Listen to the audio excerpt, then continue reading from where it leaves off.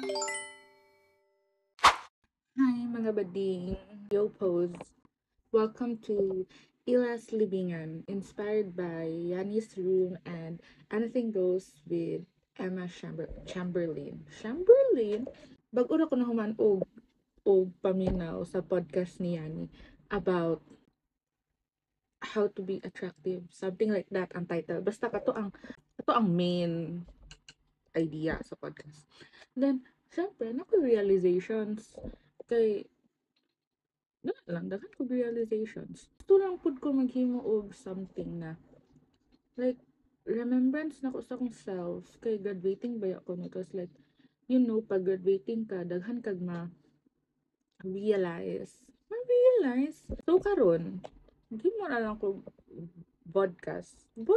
video podcast kay para ma-practice pod how my thoughts will be put into words kay it's ko hawd sa ing-ana na butang na-realize na ko siya ganina na-realize na sad katong naghimo ko og letter for a friend like Shams, wala ko'y mabutang te. So ato ang topic for today is, does being the designated funny friend make me unlovable? Me, kay syempre, about ni sa ako ang podcast eh. Tapos, huna-huna ko na mag skin prep na lang pud ko. Skin prep, then, siguro, mag ayos gamay sa kong self. Kaya, like, luuyan ako gnawong, no? So, yeah. Syempre, ako ang friend group. Na ako at least, magtulo sa friend group siya dahil. Like, main friend groups. So, junior high, senior high, and college. Mm-hmm. Then, sa junior high, makaingon jud kog akong personality lang ani na friend group. Kay, like, the mom friend, the smart friend, and the funny friend. Kay, dili man jud ko conventionally attractive. Ako na mismo makaingon, I can see myself na dili jud ko someone na ay maka-crush on tong junior high. Te, kung makita ninyo akong mga nawong sa picture, sa unsa ko kayagit, unsa ko ka, mm, imposible te. Sa senior high, mas lala. Ako gihapon akong personality. The designated mom, smart, and funny friend. Like, nag-rely ko sa ako ang personality. Nalang gid diri te ka nang akong focus lang jud kay ako ang akads and ako humor. Dira nagaka-cute ang ako ang self-esteem. And wala jud ko ilabot sa ako ang physical appearance ato like wala pa ako naka-braces ato test so like ako as like oh my gosh pangit ko kay pangit akong gipon. Sa college siguro mga second year pa ko I like and sa senior high nagpa-braces naman gud ko kay graduation picture. So unya like maglisod na ko og so and sa senior high to mga first year college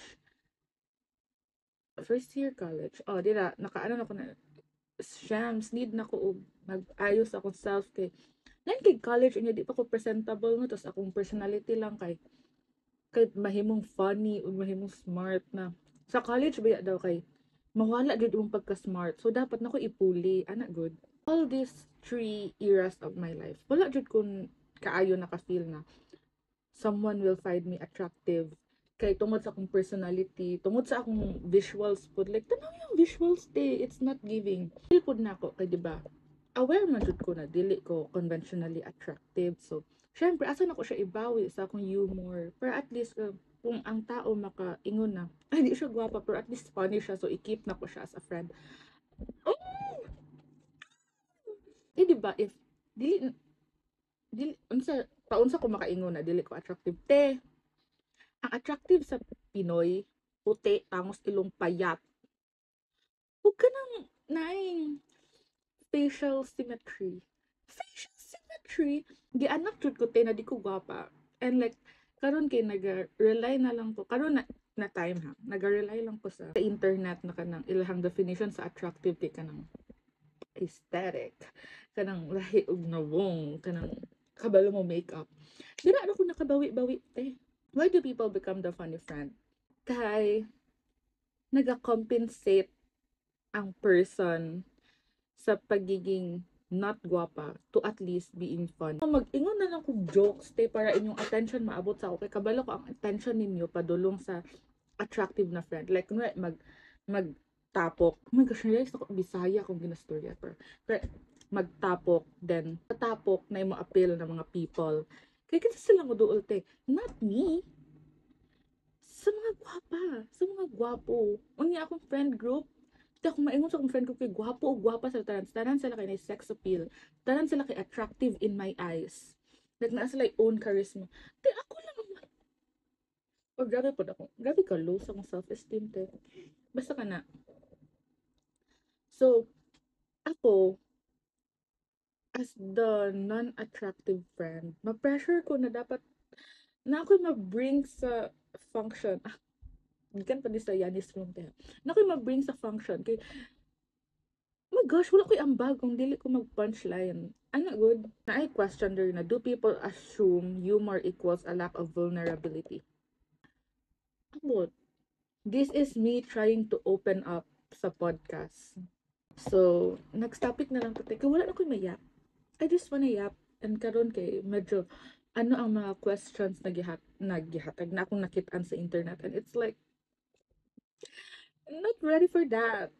Feeling unseen or underappreciated for deeper emotions. Kana natin.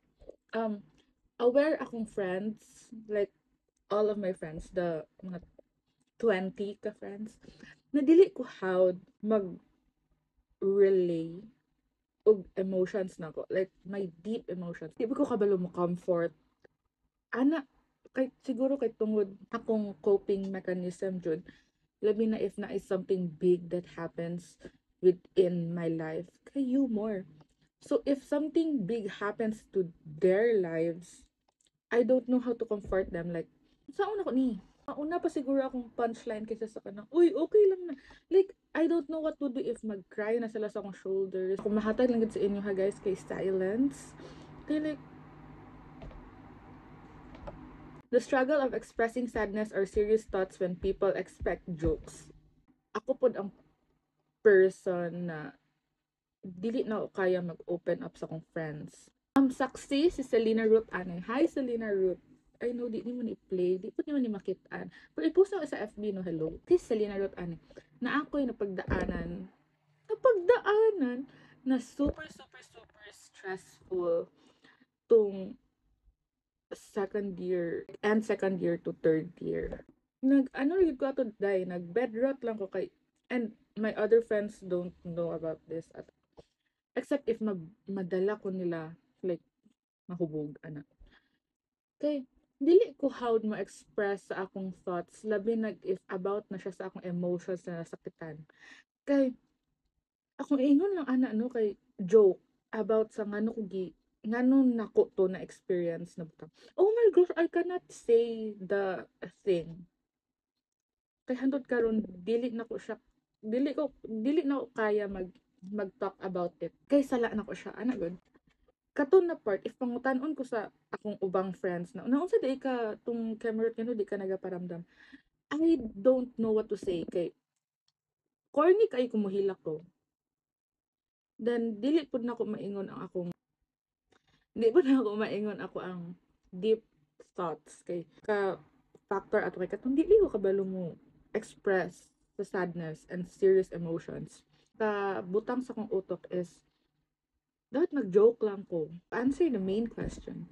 Does being funny make you unlovable? No, siguro. Duh. No, te. Pero, does it make you unattractive to others? I don't know. If ako makita ko, sa function makita ko glaing friend group, then I saw someone na like same personality sa ako, I will find them attractive and lovable. Pero sa akong view sa akong self, do I find myself attractive and lovable if I'm the designated funny friend sa friend group? Probably not. Kay kusog kog tingog.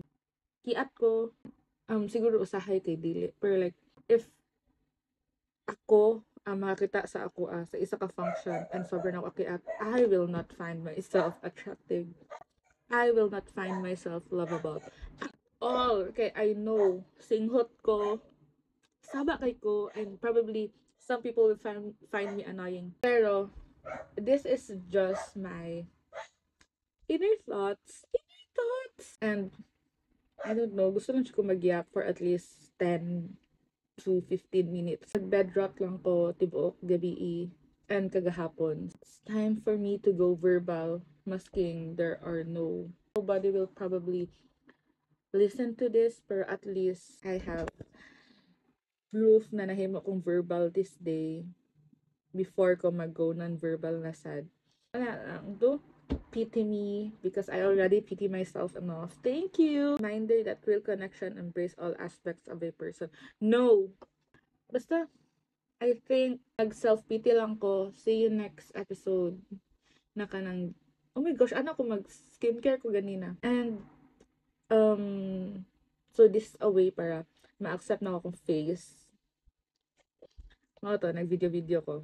Slowly accepting my face. Kaya habang nag-edit, mapugsan man ko na magtutok sa akong face na nagatalk. Kaya that's all. Bye mga bakla. Bye-bye. Bye-bye.